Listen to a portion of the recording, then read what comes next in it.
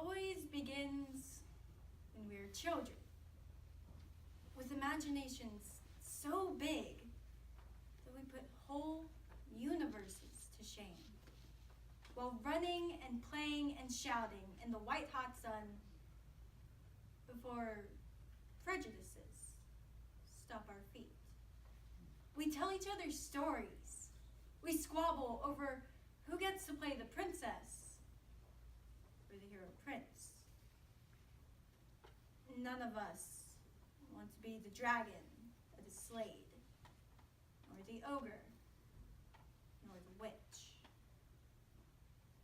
Right there, in our child's mind, we decide everyone can only be very evil or very good.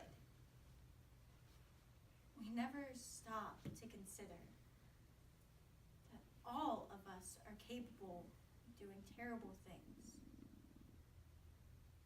But if we look back and we try to truly understand, we will remember what we should. We have all taken turns being Little Red Riding Hood, but we have all been the wolf. Growing up, young girls are exposed to fairy tales and find out that, in our culture, they are assumed to play a certain role, the damsel in distress persona, or that of the Wicked Witch. But these fairy tales could use a good dose of feminism to shake up the misogyny. In the following selection, we see some classic fairy tale figures and attitudes with a strong female slant and learn that the power is not in the prince, but in the princess. Fierce Fairy Tales by Nikita Gill. If you want to know him, watch his mouth. Ignore his sea-god eyes. Ignore the fullness of his laugh. The air around him is a charade. The only thing that cannot lie is his mouth. Mouths are entrances to the soul house inside. And people who do not mean smiles cannot send the joy to the empty room that is their eyes. Your parents, your friends, are all under his spell. He is charm personified, compliments galore.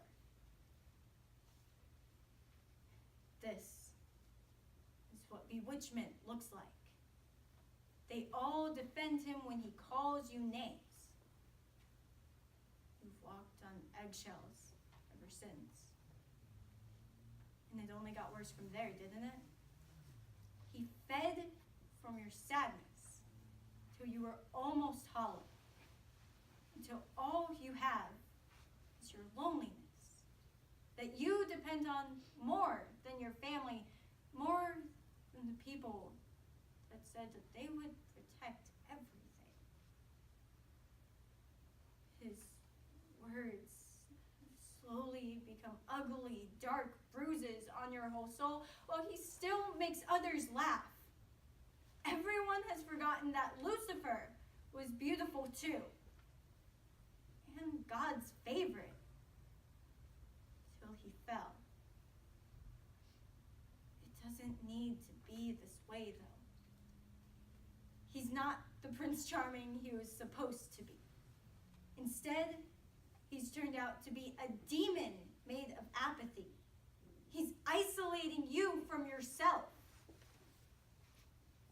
But he doesn't know your greatest secret, your quietest and greatest strength.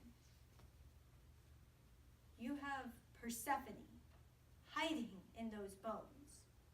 Warrior queen of the dead who has been waiting to help. Channel her and release everyone from his wicked spell. Remind him why people say of you, she wears strength and darkness equally well. I see the way you're looking at me. You are hoping that I am gossamer, powder soft, passive smiles for you. Perhaps you were told that all girls are made of sugar, and spice and all things nice. Which is why you opened your mouth and said that filthy thing, thinking, what could she possibly do? What a mistake you have made. My mother didn't raise a girl to be a passive fool for a man like you. She raised a daughter with a howl trapped in her chest, knives for a tongue, the goddess Hera in her lungs. Come any closer and I will savage you. I am a woman, and I am made of lead and war and everything sour. I have no regrets for using my words like they are ammo to keep men like you at bay. And if anyone asks me why I did it, I will tell them. He was asking for it. Did you not see what he was wearing? He wanted it that way.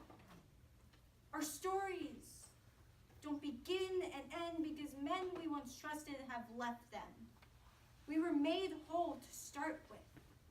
Independent tales of strength and madness. What I'm trying to say is you define yourself without your brother. You define yourself with your courage, which was already imprinted on your bones. No one taught you how to survive, darling. You did that on your own. Even without him, you can bring down monsters. How else is a woman supposed to survive if not by her wits? Look at the tale of the Sultan, whose fragile masculinity punished 1,000 innocent women by marrying them and then murdering them the next day because of a single act of unfaithfulness committed by his wife. And no one could stop the strife being rained down upon the women of the kingdom until he met his match in a girl armed with nothing but 1,000 stories and her wits. One for every girl he killed. And no other girl was ever harmed after she told Sultan her never-ending story, full of the spirit tales of the women he so mercilessly murdered, until he couldn't help but be entranced by her spell. Open sesame. A girl becomes a queen. Open sesame. A vizier's daughter outwits a king. Open sesame. A crafty woman is stronger than 40 powerful thieves. Open sesame. This is the oldest kind of witchcraft that has ever lived and never leaves. Open sesame. Open sesame. Open